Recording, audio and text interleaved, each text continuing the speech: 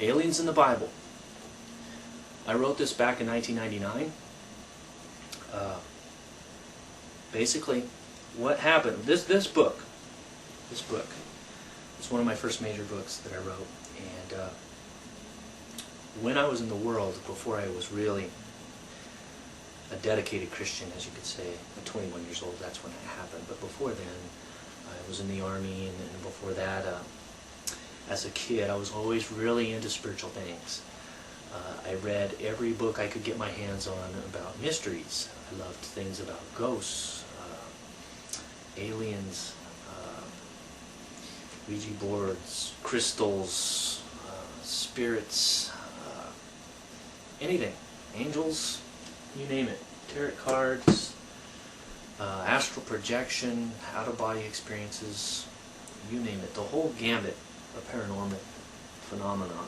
I have books on paranormal metaphysics, everything. I studied that stuff, I just loved it, I ate it up. I always knew that there was a reality to the spiritual realm, and I was always seeking more knowledge, more information about that. And I believed in God as well, but my walk as a Christian was very infantile, to say the least.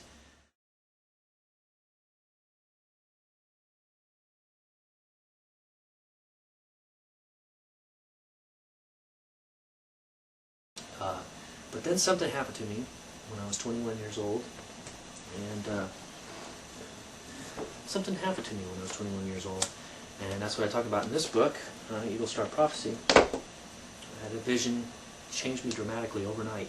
I woke up the next day, I knew the Bible was real. I knew I had to believe the Bible. I knew I had to trust the Bible. I knew that the Bible told me about something that I believed and that conflicted with something I already believed in. I had to leave behind my past way of thinking and accept a new way of thinking. Prime example, Hebrews 9:27. It is appointed unto man to die only once. After that comes the judgment. You can't believe in Hebrews 9:27 and also in reincarnation as it is traditionally taught or believed. People cannot die and then be reincarnated as a person again. Now, I knew enough about reincarnation to know that there has to be an explanation for the things that are happening. Is it all demonic? Not necessarily. See, now that's where I differ with a lot of Christians, is because once I believed in God, yes, I did accept the Bible, but I didn't necessarily want to label everything that I didn't understand and everything that I read about as demonic. In fact, the earth is teeming with demonic activity. It's surrounding us. But there's also angelic activity, and there's also a lot of things that we don't know anything about. So I am open-minded in respect to explanations as to unknown or paranormal phenomena. When I began to read the Bible for the first time, from cover to cover, it didn't take long before I encountered something very amazing. Only 6 chapters in. When man began to increase in number on the earth, and daughters were born to them, the sons of God saw that the daughters of men were beautiful, and they married any of them they chose. Well, here we go. We've got sons of God and daughters of men. How come not sons of men? Sons of God. These must be angels. Sons of God saw the daughters of men that they were beautiful, and they married any of them they chose. Angels were marrying women, human women. Then the Lord said, My spirit will not contend with man forever, for he is mortal. His days will be 120 years. Now we get into the really juicy stuff. The Nephilim were on the earth in those days, and also afterward. When the sons of God went to the daughters of men, and they had children by them. Children. Half angel, half human. Sounds kind of like Greek mythos, doesn't it? They were heroes of old, men of renown.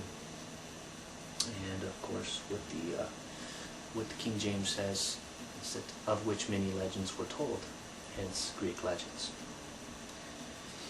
The Lord saw how great man's wickedness on the earth had become, and that every inclination of his thoughts of his heart were on evil all the time.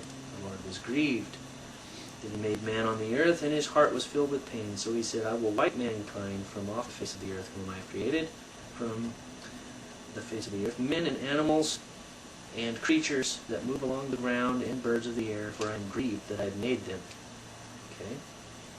So, the flood of Noah, which everybody's heard of, came about because of something that not very many people take time to consider. It was certainly nothing that I ever really read about in the Bible. I do recall David and Goliath, but what was depicted in the Bible was that Goliath was just this big dude, and David's this little kid, 14, 15 years old, with a slingshot. Takes out this big guy. He's a giant. What they don't talk about is the fact that that giant was fathered by an angel. My teaching, before I read Genesis 6 for the first time, I believe that angels were spiritual beings, that they were like ghosts. They went through walls and whatnot. They were not capable of inbreeding with humans, but apparently they are, because that's what I read in the Bible. And as soon as I read that, everything that I knew about the alien abduction phenomenon came into my mind. Clear as day. It became clear. I understood. So, after I read this, I continued to read the Bible, and I read the whole Bible through. I read it through more than once. I kept picking up things like about aliens, about thought forms, about ghosts, all kinds of amazing information in the Bible that I never heard anybody teach, but because I was so well versed on a lot of paranormal and metaphysical books and information, when I read this stuff in the Bible, I was very surprised. And what also surprised me is that a lot of Christians just weren't interested in this kind of information that I had, that I was talking about, that I saw. For example, in the Bible, it does say that Abel, when he was killed, that his blood cried out from the earth. In Leviticus it says that the life is in the blood. Life force is in the blood. That's the actual wording in Leviticus. So Abel's life force cried out to God from the ground. In Hebrews chapter 11, it says that by faith Abel was able to cry out even though he were dead. So here you have, in the book of Genesis and in the book of Hebrews, a direct reference to a haunting